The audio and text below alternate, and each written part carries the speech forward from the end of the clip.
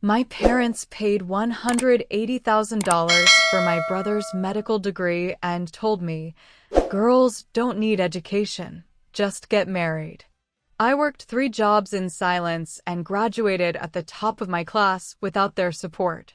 Years later, at his engagement party, my father proudly called him our successful child, as everyone applauded. I stood there unnoticed until his fiancée suddenly froze, staring at me in shock.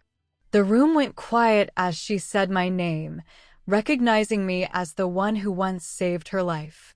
And in that moment, everything they believed about success began to crumble.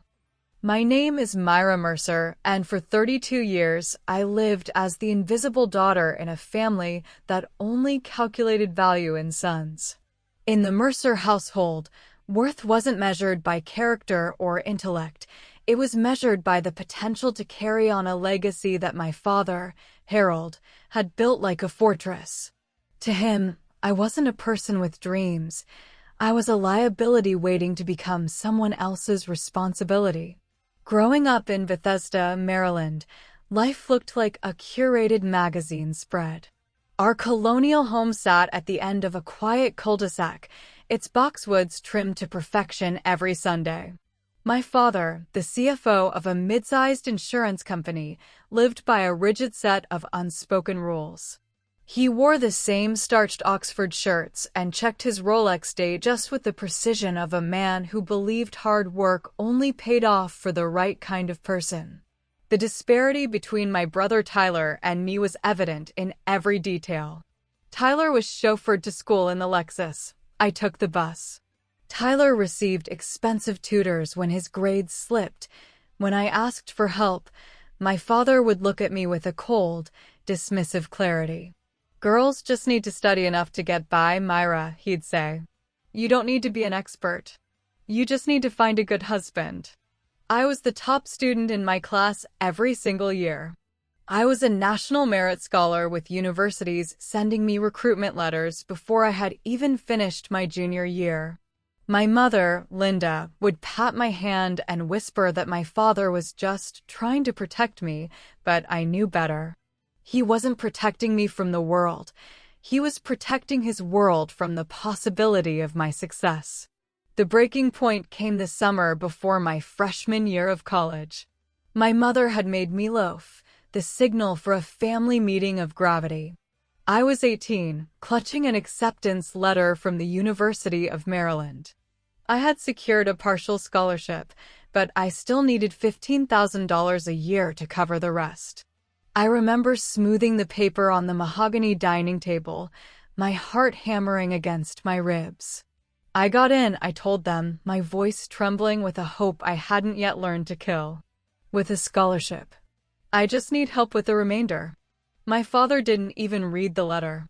He swirled his Macallan 18, staring at the amber liquid as if it held the blueprints to our lives. That money is for Tyler, he said flatly. Your brother will need a career. He'll have a family to support. You? You just need to find a husband. I looked at Tyler, then 14, who kept his eyes glued to his phone, benefiting from the silence that complicity buys. My mother looked at her plate. That night, I didn't cry. Instead, I sat at my desk and applied for 3 jobs before midnight. I made a silent vow. I would never ask Harold Mercer for a single dime again. College was a 4-year blur of exhaustion. I worked 3 jobs. I was a waitress at a 5 a.m. diner shift, a library assistant in the afternoons, and a math tutor on the weekends. I survived on 5 hours of sleep and the fuel of pure spite. I wore the same pair of sneakers until the soles peeled away, gluing them back together because every dollar spent on shoes was a dollar taken from my tuition. I graduated summa cum laude with a 3.98 GPA. My parents didn't attend. My mother texted me that they couldn't make it because Tyler had an important soccer game. I stood in that parking lot alone, clutching my diploma, and cried for 10 minutes before driving to the library to return my final stack of books. Then came the real mountain, medical school. I chose Johns Hopkins because their financial aid package was the only thing that made the impossible possible. For 12 years, I disappeared into the world of medicine. I chose cardiothoracic surgery, a field so brutal and demanding that it breaks even the most privileged students. I stayed because holding a human heart in my hands was the only time I felt truly seen. Not by my father, but by the universe. By 32, I was an attending surgeon at Johns Hopkins Hospital. I was board certified, published, and respected. I bought myself a gold Johns Hopkins medical ring, a quiet rebellion I wore every day to remind myself who had paid for my life. I had. My family knew none of this.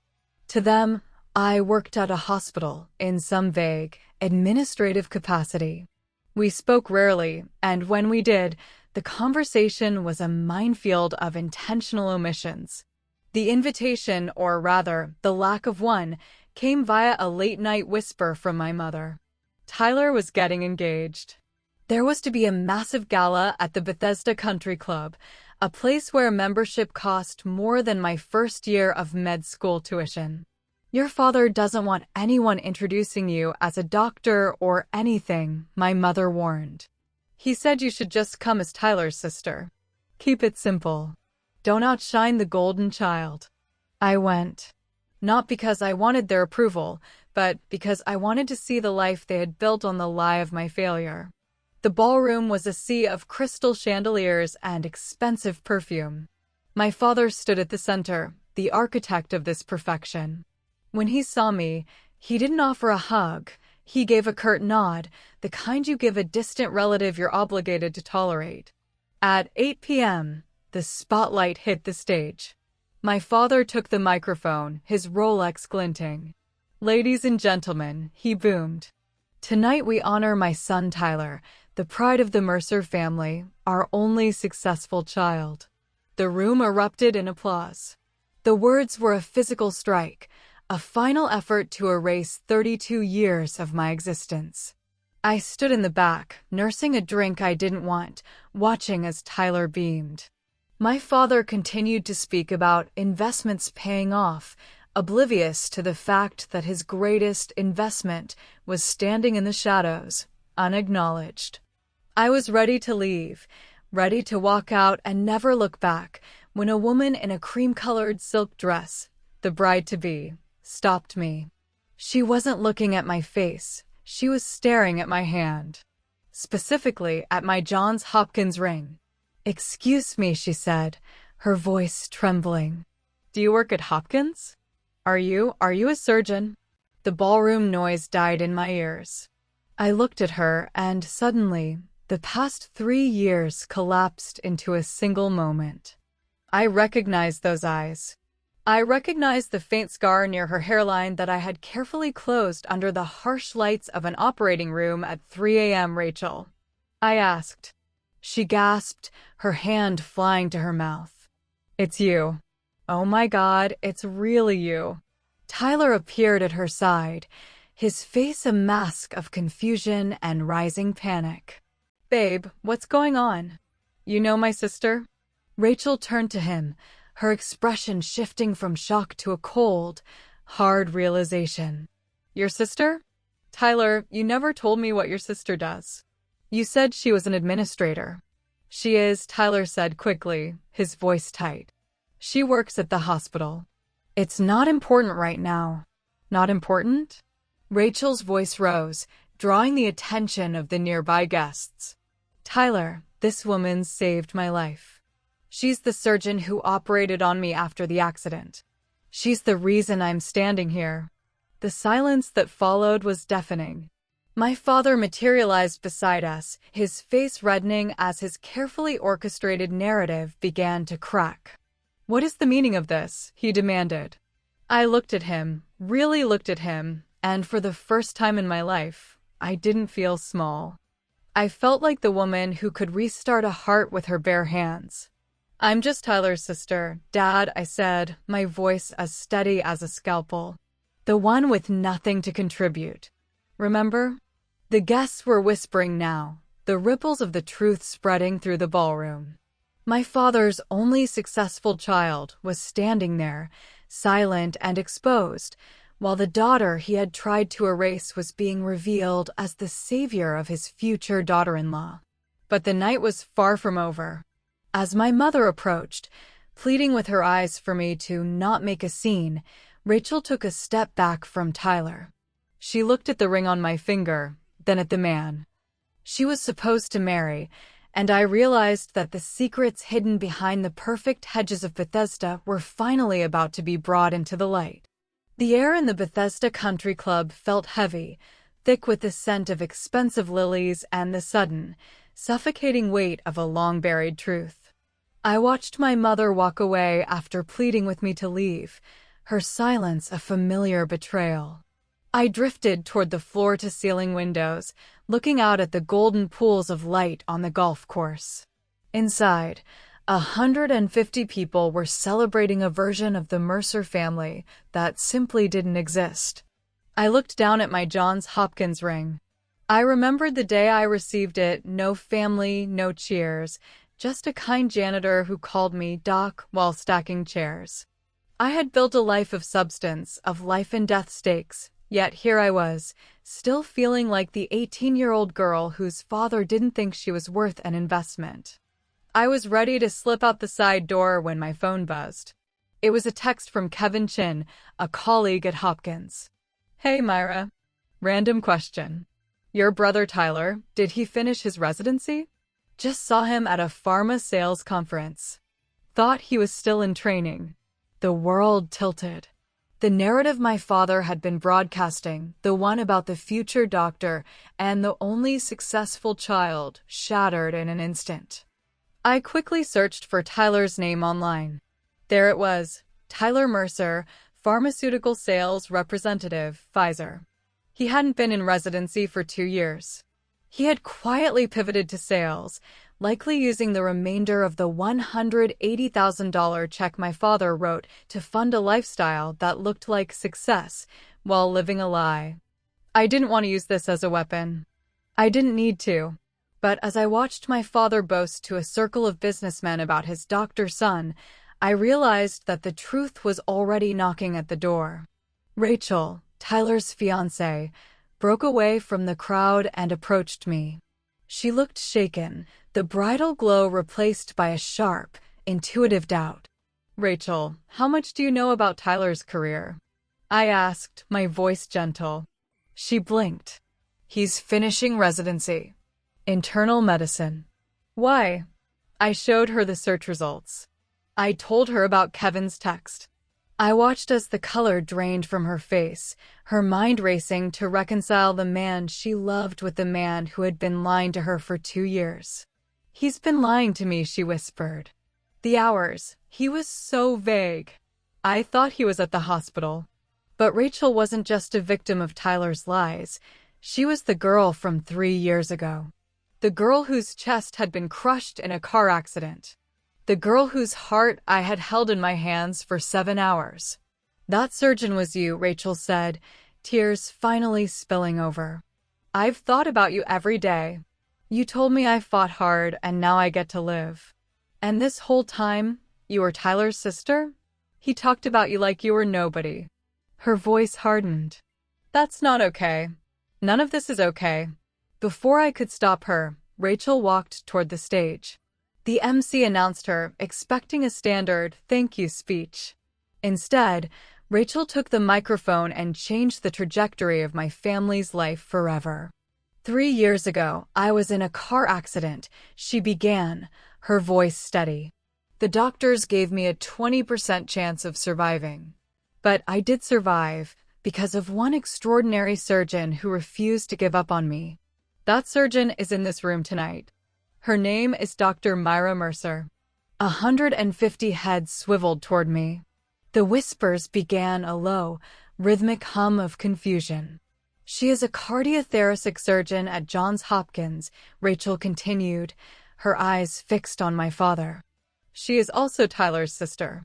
Yet tonight, I heard Mr. Mercer call Tyler his only successful child. I'd like someone to explain to me how that makes sense. How do you ignore a daughter who saves lives while celebrating a son who? She paused, looking at Tyler, who isn't even a doctor. The silence was absolute. My father's face went pale. Tyler looked like he wanted to vanish. A man in the crowd, a cardiologist who recognized my work from a national conference, stood up and confirmed Rachel's words. The administrative relative was gone. In her place stood a surgeon of national repute. Rachel beckoned me to the stage.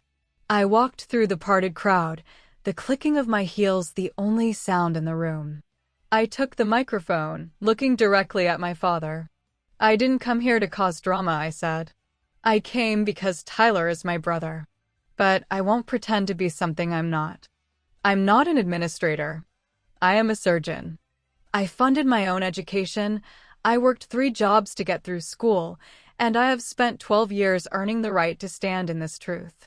I handed the microphone back, feeling a strange, quiet relief. But the peace was short-lived.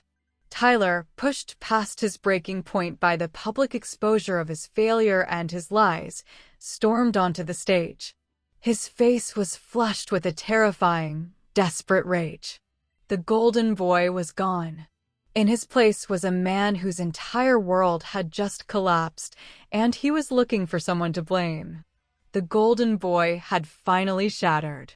Standing under the unforgiving spotlight of the Bethesda Country Club, Tyler clutched the microphone with trembling hands, his face a mask of primal rage. "This is my night," he screamed, accusing me of always needing to be better, of always competing. But the guests weren't looking at a charming future doctor anymore. They were looking at a desperate man drowning in his own deception. "When were you going to tell them you dropped out of residency 2 years ago, Tyler?" My voice sliced through his tirade. The silence that followed was absolute. The $180,000 investment my father had boasted about had been squandered on a lie. Rachel didn't scream. With a chilling, surgical calm, she slid the engagement ring from her finger and placed it in Tyler's hand. "You've been lying to me since the day we met," she said, before walking off the stage and out of his life. Then my father moved. He climbed the steps like a man walking toward his own sentencing. Even then, he tried to manage the narrative, calling it a small misunderstanding. But the room had turned. Colleagues and friends began speaking up, acknowledging my actual achievements while my father stood there, exposed. For the first time, I saw fear in his eyes. "I'm not asking for an apology, Dad," I told him, looking him in the eye. "But I won't let you erase me anymore. Not ever again." As the party dissolved into hushed whispers and swift exits, the most unexpected moment occurred. My mother, Linda, climbed the stage. She didn't seek to smooth things over. With tears smudging her makeup, she took my hands and finally spoke the truth. "I knew what you accomplished," she whispered.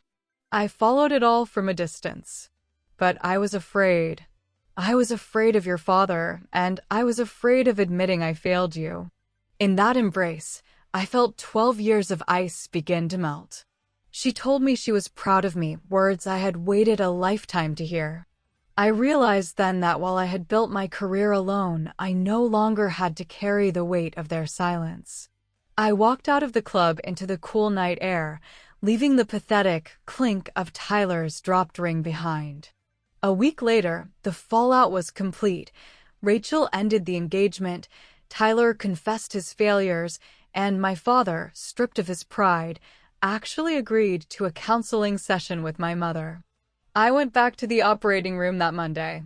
As I watched a patient's heart resume its steady rhythm, I felt my own purpose solidify. My father recently texted me, "This is your father. Can we talk?" My reply was simple. "When you're ready to listen, I'll be here." I didn't get a cinematic, happy ending, but I got something better: boundaries. I learned that you cannot force someone to see your worth. You can only refuse to let them dim it. I am Dr. Myra Mercer. I am no longer invisible. And to anyone else who has ever been told they weren't. Enough, look at me. You are enough. You always were. Don't wait for them to see it in yourself.